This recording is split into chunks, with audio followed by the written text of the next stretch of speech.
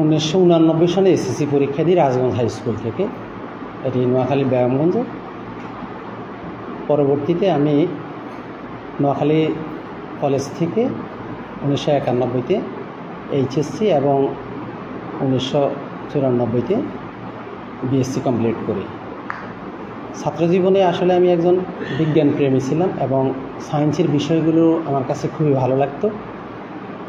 তা আমি এই কথা বলবো না অন্য পেশা যেতে চাই নাই, আসলে অন্যান্য পেশা যেতে চাইছি এবং কিছুদিন অন্যান্য পেশায় ছিলামও, কিন্তু আমার ছাত্র জীবনে যে বিজ্ঞান বা গণিতের প্রতি যে আমার প্রেম, সেটি অন্য পেশায় তেমন একটা এটার প্রতিফলন ঘটানো যাবে না। সেই জন্যই মূলত আমার এই শিক্ষকতা পেশা আসা।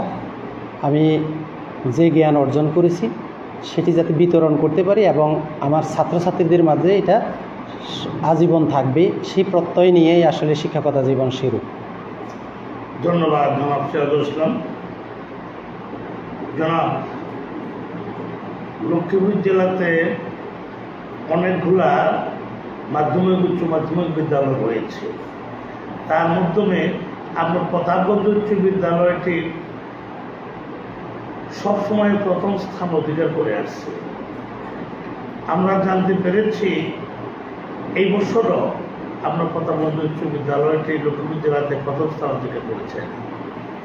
আপনি কোন কৌশলে লেখাপড়া করাচ্ছেন, আপনার পাঠদানের প্রক্রিয়াটা কেমন, এটা যদি জাতির উদ্দেশ্যে বলতেন তাহলে অন্যান্য বিদ্যালয়গুলো কিন্তু এভাবে লেখাপড়া করিয়ে এগিয়ে যেতে পারত বলে মনে করছি, একটু বলবেন?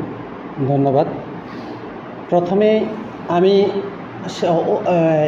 এই জেলার একটি অন্যতম শিক্ষা প্রতিষ্ঠান বলা যায়, এটাকে আমি প্রথম স্থান বলা এটা তেমন একটা সমীচীন হবে না, কারণ বোর্ড যখন সম্ভবত 2012 সাল থেকেই বোর্ড প্রতিষ্ঠানগুলোকে কোনো র্যাঙ্কিং করে না, তবে পরোক্ষভাবে তারা এই কাজটি করে।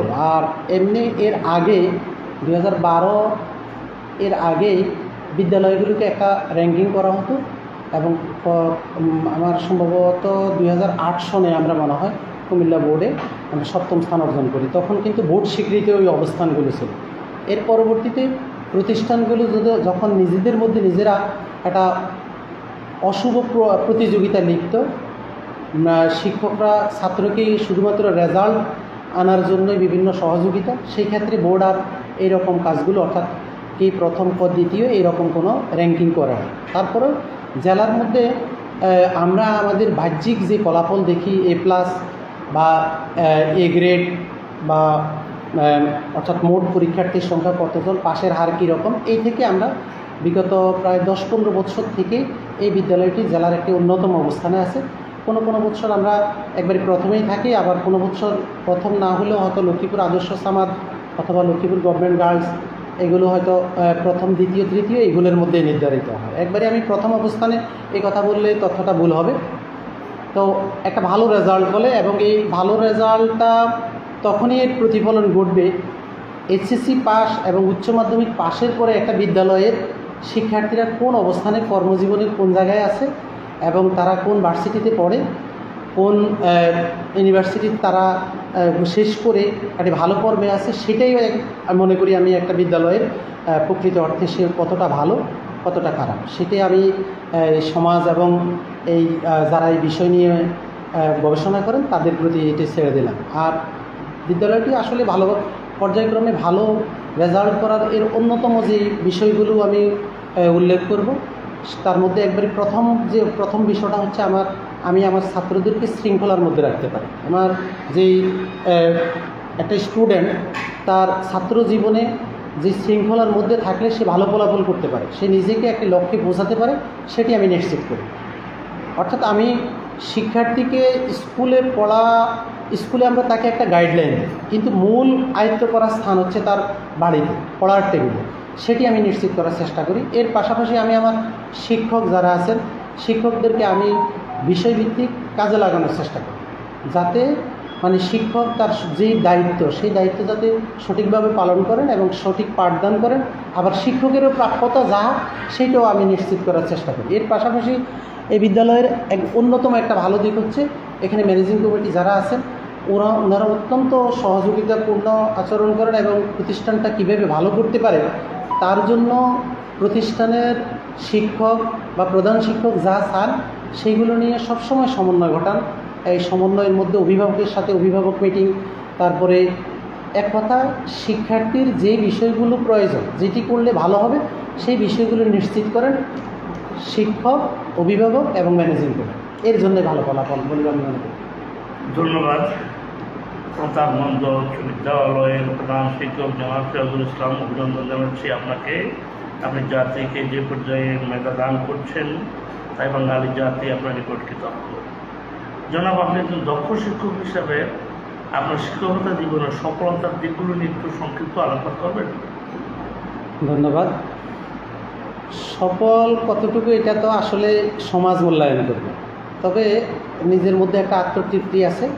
আমার এই স্কুল থেকে প্রতি বছরে প্রায় 300 ঊর্ধ্ব শিক্ষার্থী এসএসসি পাস করে বিভিন্ন কর্মে আছে এবং তারা যখন একটা ভালো কর্মে থাকে তখনই নিজেকে সফল মনে হয়। একটা প্রতিষ্ঠানের সার্থকতা সেখানে। আমার এই বিদ্যালয় থেকে বিগত আমার আমলেই অনেক শিক্ষার্থী বিভিন্ন মেডিকেল কমপ্লিট করে সরকারি উচ্চ পর্যায়ে আছে, মেডিকেল অফিসার হিসেবে কর্মরত আছে, ইঞ্জিনিয়ারিং ক্ষেত্রে অনেকেই আছে। তারপরে আমার এই কয়েকজন ছাত্র আছে কানাডা, আমেরিকাতে, এরা বুয়েট থেকে পিএইচডি করার জন্য বাইরে গেছে। তারপরে আবার অনেকেই আছে শুধুমাত্র সায়েন্সের স্টুডেন্ট না, কমার্স বা আর্টস গ্রুপের অনেক শিক্ষার্থী আছে, তারা ঢাকা ইউনিভার্সিটির ভালো সাবজেক্ট নিয়ে কমপ্লিট করে এখন ভালো কর্মক্ষেত্রে আছে। সেই ক্ষেত্রে আমি নিজেকে কিঞ্চিত সফল মনে করি, মানে আমার আউটপুটগুলো ভালো, এটা এই সেটা মানে অর্থাৎ অনেকটা নিজেকে ভালো লাগে আর কি যখন তাদের অবস্থান দেখি। এটাই চাওয়া, এটাই পাওয়া। ধন্যবাদ জনাব। আপনার শিক্ষকতা জীবনে যথেষ্ট সফলতা রয়েছে, যে সফলতার দিক আমরা আমাদের জীবনে কখনো অর্জন করতে পারবো না। বাঙালি জাতির মাধ্যমে কেউ পারতেও পারে। জনাব, আপনার বিদ্যালয়ের প্রবেশ মুখে দেখতে পেলাম ছাত্রদের পাশাপাশি ছাত্রীরা রয়েছে। মেয়েরা উচ্চশিক্ষায় শিক্ষিত হয়ে রাষ্ট্রীয় সমাজ ব্যবস্থা বা স্থানীয় সমাজ ব্যবস্থা অর্থাৎ দাম্পত্য জীবনে তারা কতটুকু অবদান রাখতে পারবে বলে মনে করি? ধন্যবাদ। এই বিদ্যালয়টা আসলে 1934 সনে মৌলভী আব্দুল ওয়াহেদ নেয়া প্রতিষ্ঠা করেন। যিনি প্রতিষ্ঠাতা ছিলেন তিনি আসলে অনেক উঁচু মানের একজন মনীষী ছিলেন। তিনি যখন, যেমন আমি 1989 সনে এসএসসি পাস করি বা স্নাতক কমপ্লিট করি 1994 সনে, তখন ঘুরে ঘুরে স্নাতক ডিগ্রি দাঁড়িয়ে আছে, ঘুরে ঘুরে স্নাতকোত্তর ডিগ্রি দাঁড়িয়েছিল। কিন্তু 1872 সালে একজন স্নাতক বা স্নাতকোত্তর কলিকাতা ইউনিভার্সিটি থেকে করে, এবং উনি চট্টগ্রাম মুসলিম হাই স্কুলের সুপারিনটেন্ডেন্ট ছিলেন, নোয়াখালী জেলা স্কুলের প্রধান শিক্ষক ছিলেন। এরপরে ওখান থেকে অবসর গ্রহণ করে 1934 সনে তিনি এই বিদ্যালয়টা প্রতিষ্ঠা করেন, মৌলভী আব্দুল ওয়াহেদ। ওনার মানে অর্থাৎ পূর্বপুরুষগণ ইসলামী শিক্ষা শিক্ষিত ছিলেন। তো তিনি এই বিদ্যালয়টিকে অর্থাৎ নিরপেক্ষতার মাধ্যমে পরিচালনা করার চেষ্টা করেছেন এবং জাতি, ধর্ম, বর্ণ, তারপরে স্ত্রী পুরুষ এই সকল প্রেক্ষাপটের ঊর্ধ্বে থেকে তিনি এই বিদ্যালয়টাকে পরিচালনা করে মানে অর্থাৎ প্রতিষ্ঠা করেছেন। তো নারী শিক্ষার মানে দিকটা একবারে বিদ্যালয়ের শুরু থেকেই তিনি কার্যক্রম চালিয়ে গেছেন এবং এই বিদ্যালয় থেকে এখন প্রায় 50% নারী এবং 50% পুরুষ শিক্ষার্থী আছে। তারা ছেলেদের পাশাপাশি নারী শিক্ষার্থীরাও যথেষ্ট ভূমিকা রাখছে সমাজে। তারপরে এই বিদ্যালয় থেকে আমি এখনও অধ্যয়নরত আমার কয়েকজন শিক্ষার্থী ঢাকা ইউনিভার্সিটি থেকে ঢাকা ইউনিভার্সিটিতে অধ্যয়নরত ছাত্রী আছে এবং এই বছরও আমার এই বিদ্যালয় থেকে যে শিক্ষার্থী পাস হয়েছে অর্থাৎ 1210 পেয়েছে সেও একজন নারী। এরা আমি মনে করি এবং এরা একটা পর্যায়ে এরা ছেলেদের পাশাপাশি এরা স্কুলটাকে একবারই উচ্চ আসনে অধিষ্ঠিত করবে বলে আমি বিশ্বাস করি এবং এরা এই সমাজে পুরুষের পাশাপাশি ইতিবাচক ভূমিকা রাখবে বলে আমি বিশ্বাস করি। ধন্যবাদ নজরুল বলেছিলেন, পৃথিবীতে যা কিছু সৃষ্টি হয়েছে কল্যাণ তোর, তার অর্ধেক করিয়েছে নারী, অর্ধেক করিয়েছে নর। নেপোলিয়ন ঠিক পাশাপাশি ভাষায় বলেছিলেন, তুমি আমাকে একটি শিক্ষিত বাধাও, আমি তোমাকে শিক্ষিত জাতি দেব। জনাব শাহুল ইসলাম, আপনি যে নারী শিক্ষার প্রতি গুরুত্ব আরোপ করলেন, আপনি যে জাতিকে শিক্ষিত মা দিচ্ছেন, জাতি শিক্ষিত জাতি হিসাবে স্বীকৃতি লাভ করবে, তাই বাঙালি জাতির পক্ষ থেকে আপনার নিকট কৃতজ্ঞ। জনাব, লক্ষ্মীপুর জেলাতে আপনি একজন দক্ষ শিক্ষক এবং প্রবীণ শিক্ষক, তাই বাংলাদেশ সরকার বাহাদুরের পক্ষ থেকে আপনার নিকট সুপরামর্শ প্রার্থনা করছি। ধন্যবাদ। আপনি বাংলাদেশ সরকার বাহাদুরের কী কী পদক্ষেপ গ্রহণ করলে আপনারা মাধ্যমিক শিক্ষাকে আরও এগিয়ে নিতে পারতেন, আরও ব্যবহার করতে পারতেন, যার দিকে আরও নতুন নতুন মেধা উপহার দিতে পারতেন বলে মনে করেন? ধন্যবাদ। আসলে স্বাধীনতার পর থেকে এই আমাদের এই অঞ্চল বা তথা বাংলাদেশ শিক্ষার ক্ষেত্রে অনেকটা পিছিয়ে আছে। এটা মূলত আমি এখানে যে বিষয়টা আলোকপাত করব সেটির অন্যতম বিষয় হচ্ছে আমাদের কারিকুলাম বা আমাদের এই শিক্ষা নিয়ে চিন্তা করার উচ্চ পর্যায়ের সেই মানুষের অভাব রয়েছে। কারণ একবারই প্রাথমিক স্তর থেকে উচ্চশিক্ষা পর্যন্ত একটি সেম তৈরি করতে হবে এবং এই কারিকুলাম বা এই সমগ্র বিষয়টি যে বা যারা বা যেই গ্রুপের মাথায় থাকবে তারাই একটা সঠিক কারিকুলাম বা একটা পাঠ্যক্রম তৈরি করতে পারে। কিন্তু আমাদের এই অনেকটা এই বাংলাদেশে স্বাধীনতার পর যতগুলো শিক্ষা কমিশন বা যতগুলো শিক্ষা অর্থাৎ যে কমিশন গঠিত হয়েছে সবগুলো অনেকটা পরীক্ষামূলক, কিছুদিন চলার পর আবার এটা পরিবর্তন করে নতুন আরেকটা ক্ষেত্র তৈরি করে। তো এইটার জন্য আমরা এই 5 আগস্ট পরবর্তী আমরা আশা করেছিলাম আমাদের অন্তত একটা শিক্ষা কমিশন হবে। এই কমিশন নিলে এটি গবেষণামূলক কাজ হবে। হুট করে একটা সিদ্ধান্ত এটি বাস্তবায়ন করা এটা বা বাস্তবায়ন করে ফেলা এটা জাতির জন্য সুখকর না। আমি আমার একটা অভিজ্ঞতা থেকে একটা কথা বলি। যেমন আমরা সম্ভবত এটা 2012-13 সনে আমরা বিভিন্ন সহকারী শিক্ষকগণ যখনই প্রশিক্ষণে যেতাম, আমরা প্রশিক্ষণে একটা পাঠ বা একটা পাঠ গ্রহণ করার যে বা দান করার যে সময় সেটা 1 ঘন্টা ছিল। সেটার পরিপ্রেক্ষিতে আমরা তখনকার কর্মকর্তাগণকে আমরা অনুরোধ করেছি আমরা স্কুল পর্যায়ে 1 ঘন্টা তো আমাদের পিরিয়ডগুলো নয়, তো এটা 1 ঘন্টা করলেই সবচেয়ে ভালো হয় এবং তাৎক্ষণিক ওরা কোনো গবেষণা ছাড়াই তাৎক্ষণিক বিদ্যালয়গুলোতে 6 ঘন্টার রুটিন প্রণয়ন করার জন্য বলেছেন। পরে 6 ঘন্টার রুটিন প্রণয়ন করতে গিয়ে দেখছে যে সিলেবাস শেষ হয়, সিলেবাস শেষ হয়। তাহলে আমি কথাটা বলছি এই জন্যেই, প্রকৃত অর্থে যে কোনো একটা কাজ করার জন্য একটা গবেষণা করে সেটি ইমপ্লিমেন্ট করলেই তখন এটার বাস্তবায়ন বা এটা ফলপ্রসূ হয়। কিন্তু আমাদের দেশে বেশিরভাগই হচ্ছে পরীক্ষামূলক, এই কয়েকদিন এটা করে আবার আরেকটাতে যায়। আর এখানে সবচেয়ে বড় বিষয় হচ্ছে কি, আপনি শিক্ষকতা পেশায় যারা আসবে ভালো শিক্ষক আসতে হবে। ভালো শিক্ষক না আসলে ভালো পাঠদান করতে পারবেন, আর ভালো পাঠদান যদি নিশ্চিত না হয় ভালো প্রোডাক্ট আসবে না, ভালো ছাত্র গঠিত হবে না। তাহলে এই সমাজকে পরিবর্তন করার জন্য প্রথম কাজ হচ্ছে ভালো শিক্ষক। আর ভালো শিক্ষক যেমন সবাই বিসিএসে পরীক্ষা দেয়, সবাই পুলিশে পরীক্ষা দেয়, সবাই সরকারি চাকরিতে পরীক্ষা দেয়, এই শিক্ষকতা পেশা আসে নাই কেন? আমাকে প্রথম সেটা ভাবতে হবে। পেশা আসে নাই এই কারণে, একজন স্নাতকোত্তর কমপ্লিট করে এই পেশা আসলে তাকে আমি প্রথমে 12,500 টাকা বেতনে চাকরি করতে হবে। তো 12,500 টাকা একজন যদি লোক এখানে কর্মরত থাকেন, তিনি এর পাশাপাশি পার্ট টাইম অন্য কিছু করার চিন্তা করবেনই, সেক্ষেত্রে এখানে ভালো শিক্ষক আসবে না। এটাই হচ্ছে বাস্তবতা। তো আমার মূল কথা হচ্ছে, প্রথম কাজ হচ্ছে এখানে একটা কমিশন গঠন করা, একটা ব্যাপক গবেষণা করে এখানে একটা সেন তৈরি করা।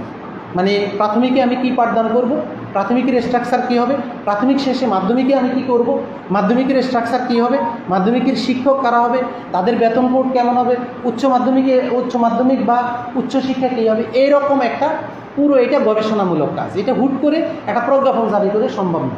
তো আমি সেই ক্ষেত্রে আমি বলব, ভালো শিক্ষক নিয়োগ করার জন্য, ভালো পরিবেশ তৈরি করার জন্য যেই করণীয় সেটির জন্য একটা গবেষণা করতে হবে, একটা কমিশন তৈরি করা দরকার। এটাই আমি সরকারের কাছে প্রত্যাশা করব। ধন্যবাদ।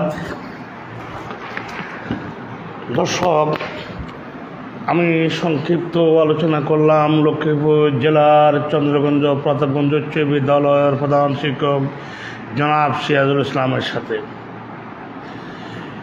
তিনি শিক্ষা ব্যবস্থার উপরে যথেষ্ট গুরুত্বপূর্ণ আলোচনা করলেন। ওনার আলোচনাতে নারী শিক্ষার প্রতি তিনি যথেষ্ট গুরুত্ব আরোপ করলেন এবং বাংলাদেশ সরকার বাহাদুরের নিকট শিক্ষাক্ষেত্রে যাতে করে সরকারি বেসরকারি দুটি শব্দ বর্ণ না থাকে, যে কারণে শিক্ষকতা পেশায় যোগদানের জন্য শিক্ষকেরা আগ্রহ হারিয়ে ফেলে এবং শিক্ষা ব্যবস্থা এবং শিক্ষকদের মান উন্নয়নে আরও